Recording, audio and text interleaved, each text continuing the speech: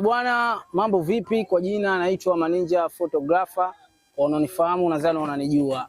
Bwana, huu ni muendelezo au ni muendelezo wa season yetu ambayo ya kipindi chetu hewani jambo langu. Leo tupo maeneo ya Goba, tumekuja kwenye jambo la tajiri.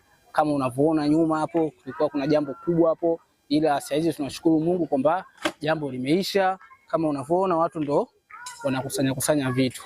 Huu ni muendelezo.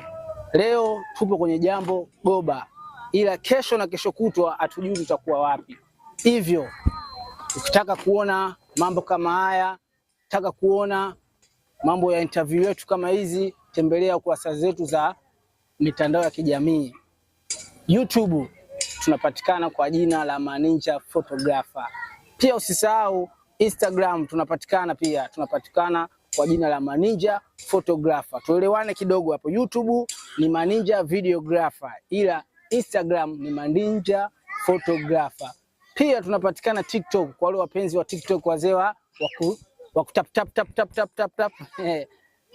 TikTok unapatikana kwa jina la Maninja Photographer. Ukitaka kuona video kali, ukitaka kuona kazi zangu, ingia TikTok utaona kazi zangu. Usisahau pia nipo Facebook kwa wale wanangu wa kufacebooka. Wenyewe wanajijua. Napatikana Facebook bwana. Kwa hiyo Maninja Photographer. Ingia leo uje kuona kazi zangu jinsi gani zilivyo. Hivyo yote kwa yote nashukuru kwa wote ambao mnanisupporti hadi mpaka sasa nilipofika. Hivyo na kuomba naenda katika social media zangu ukanifollow, ukanisubscribe. Bwana, leo limepita, hatujui la kesho litakuwa kwa nani. Leo tulikuwa kwa bosi kabisa, blaza yangu Shabani. Hivyo leo tunatoka, tukutane tena siku zijazo. Bwana, chao.